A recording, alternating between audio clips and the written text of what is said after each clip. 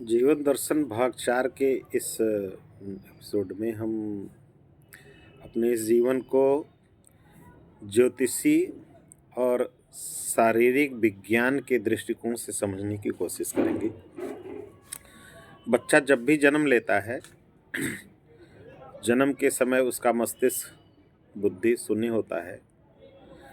उसके मन बुद्धि में, आत्मा में, मन में माता-पिता के जो संकल्प होते हैं, जो उनके क्रियान्वय बुद्धियाँ विचार में होते हैं, वो कुछ सूक्ष्म रूप में प्रभावित करते हैं, कुछ उसके पूर्वजन्मों के होते हैं, जो कि ज्योतिषी लोग अच्छी तरह से प्रकाश डाल देते हैं कि किसकी कौन किस कामना को लेकर के पैदा हुआ है।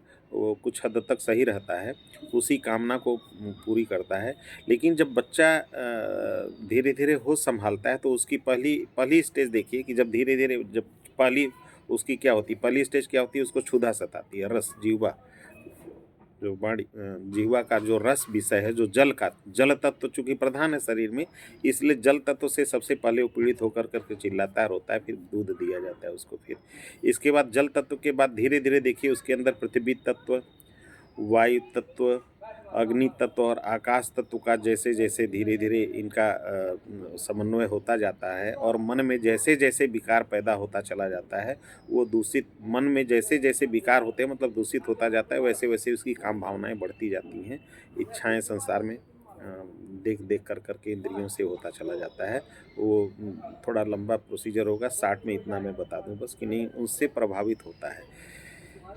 जब बच्चा छोटा होता है, उसके जो पुराने जो गुण हैं, उनको लेकर कर के वो संकुचित है लेकिन बाहर देखने को नहीं मिलता। दिखना कहाँ से शुरू होता है, जब धीरे-धीरे वो बोलना शुरू होता है, तब उसकी क्रियाकलाप आने लगती हैं। ज्योतिष सिद्धांत से थोड़ा समझने की कोशिश करेंगे कि कौन-सा आपका गुण, जो मनुष्य का गुण होता है, वो आप क्या सोचते हैं, कैसे डिसाइड होता है?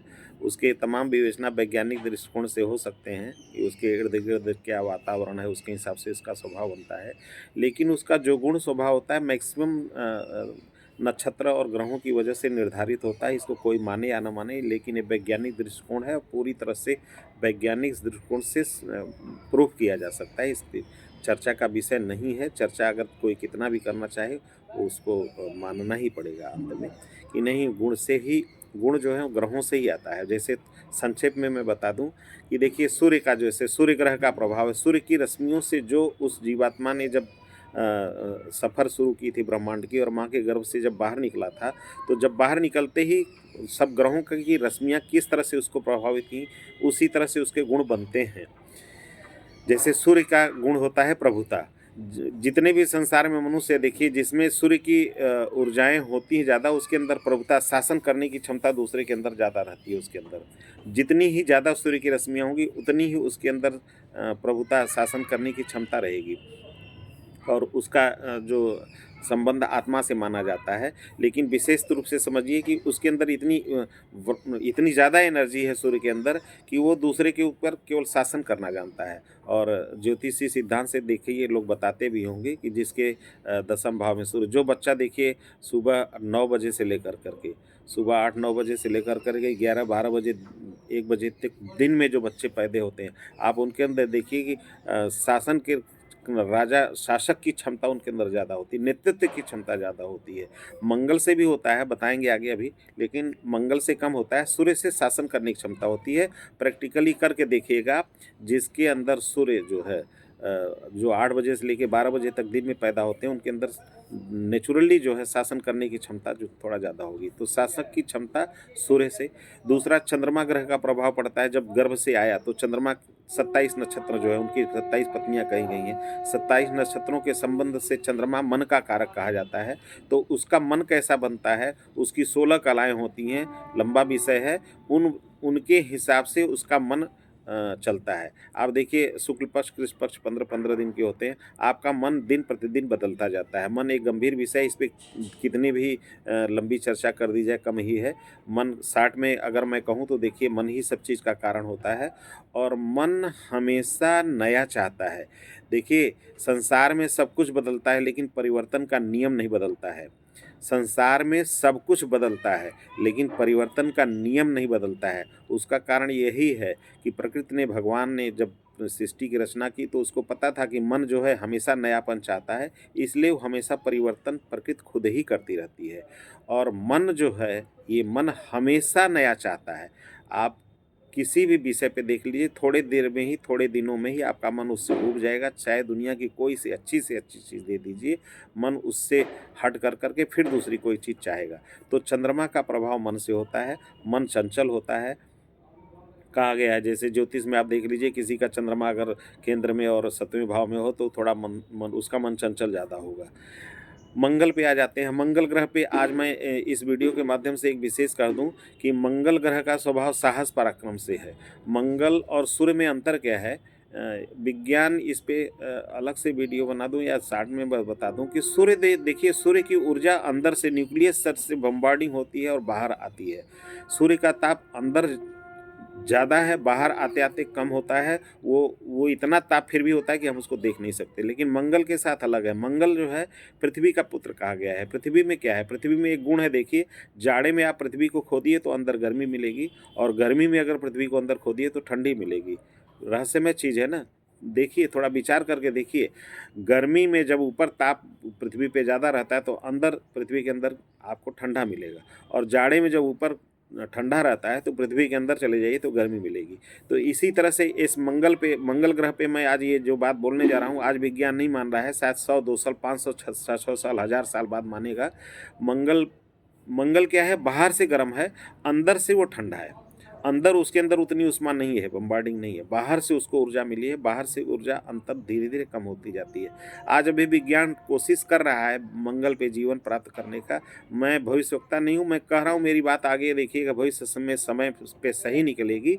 मंगल पे जीवन है, मंगल पे जीवन है। कुछ विशिष्ट तरह के मंगल पे जीवन है, जैसे ठंडे प्रदेशों में कुछ अलग तरह के जीवन होते हैं, गर्म प्रदेशों में अलग जीवन होते हैं। ऐसे ही मंगल जो है बहुत ज़्यादा गर्म प्रदेश है, वहाँ पे जीवन है। आज नहीं तो कल विज्ञान पाएगा और उस समय फिर लोग सोचेंगे। मंगल का स्वभाव जो है, इसीलिए ज्योतिष में 3 मंगल बोल गए हैं, निम्न मंगल, उच्च मंगल और बीच का मंगल। इन 3 मंगलों का प्रभाव साहस, पराक्रम और युद्ध से होता है। उसका विश्लेषण ज्योतिषी लोग किए होंगे, 60 में मैंने बता दिया। मंगल का गुण ये है कि आदमी के अंदर साहस, क्रोध पैदा करता है। चंद्रमा से भी होता है, लेकिन वो मन का उछाल प्रभाव, बाद में कभी ज्योतिषी चर्चा होगी तो बताएंगे। अब बुध पे आ जाइए। बुध क्या है? चंद्रमा का पुत्र है, बृहस्पति की पंक्ति से संजोग किया हुआ है, ऐसा कहानी आया है। तो बुध क्या है? विज्ञान, बृहस्पति जो गुरु, ज्ञान का भंडार जो है, उसके अंदर जब ज्ञान के भंडार में मन की चंचलता जब मिली ना, तो उनके चंद्रमा के और बृहस्पति के प्रभाव से बुद्धि की उत्पत्ति कर दी। बुध क्या है? चातुर्य है, बुद्धिमत्ता है, चातुर्यता है। तो जो व्यक्ति के अंदर चातुर्य गुण आता है, बुद्धिमत्ता, चातुर्य गुण जो आता है, वो बुध ग्रह की वजह से होते हैं। बुध की रश्मियाँ कैसे प्रभावित कर रही हैं, तो उसके अंदर उतनी चातुर्यता होगी। और ऐसे ही बृहस्पति है। बृहस्पति क्या है? ज्ञान का भंडार है, गुण है, गुरुता है, मैं श्रेष्ठ हूँ सब में, ये भावना जो है, ये जो गुरु प्रधान व्यक्ति होगा उसके अंदर देखिए गुरुता होगी कि मैं बहुत बड़ा हूँ। भले से वो राजा ना हो, लेकिन अपने को गुरु, देखिए, गुरु राजा राजा होता है, शासक होता है, लेकिन गुरु राजा से भी अपने को बड़ा मानता है, और राजा भी गुरु को मानता है। कारण उसका क्या है कि वो ज्ञान में श्रेष्ठ है। तो इसलिए गुरु के प्रभाव की वजह से आदमी के अंदर गुरुता आती है, श्रेष्ठता आती है। इसी तरह शुक्र का प्रभाव है। शुक्र का प्रभाव जो है प्रेम, वासना, इससे जुड़ा हुआ है ये। तो शुक्र प्रधान व्यक्ति जो होगा, काम वासना पे, इस पे अभी अलग से फिर कभी चर्चा कर लेंगे। कभी सोचिएगा, कभी सोच के देखिएगा कि बचपन में काम वासना नहीं होती है, जवानी में ज़्यादा काम वासना होती है, और बुढ़ापे में कम क्यों हो जाती है।